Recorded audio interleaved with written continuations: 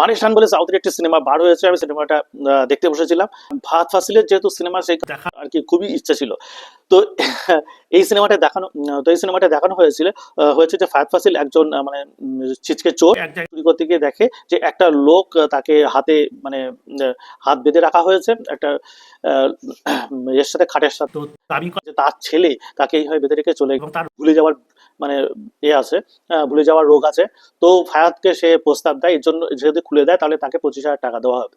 তো 25,000 টাকা যখন সে তুলতে যায় এটিএম এ, তখন ফায়াদ দেখতে পায় যে তার প্রায় ব্যাংকে 25 লাখ টাকার মতো রয়েছে।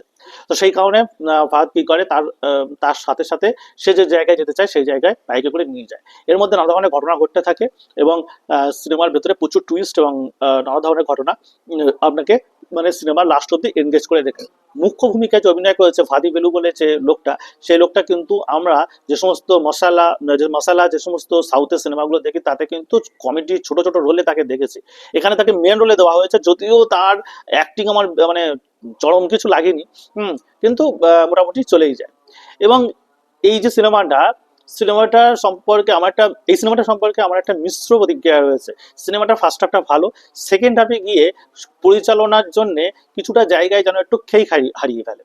হুম এই যে লোকটা তার সঙ্গে ভাদি ভেলু, এই যে লোকটা তার সঙ্গে ফাহাদ ফাসিলের সঙ্গে যাচ্ছিল এবং তার যে কাণ্ড কারখানাগুলো করছিল, সেগুলো কিছুটা কিছুটা আপনাকে মনে হতে পারে যে এটা অযৌক্তিক, এবং কাহিনী যেন কিছু কিছু জায়গায় মনে হচ্ছে সুতো ছিঁড়ে গেছে। হ্যাঁ, মানে টান টান ভাবটা শেষ দিকে গিয়ে রাখতেই পারছিল না।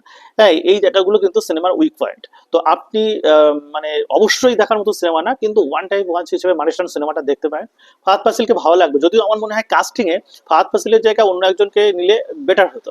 আর মানে ফাহাদ ফাসিল দুর্দান্ত অভিনেতা ঠিকই, কিন্তু যে মোমেন্টগুলো খুবই হালকা চালের করার দরকার, হ্যাঁ, সেই মোমেন্টগুলো কিন্তু আমার ফাহাদ ফাসিলকে অতটা মানে ভালো লাগেনি। এবং ভাদি ভেলুর জায়গায় যদি একটা ভালো অভিনেতাকে নেওয়া হতো, আমার মনে হয় বেটার হতো। যাই হোক, সিনেমা নিয়ে এরকম আরো অনেক ধরনের খবরাখবর পাওয়ার জন্য অবশ্যই লাইক, সাবস্ক্রাইব এবং ফলো করতে ভুলবেন না। ধন্যবাদ।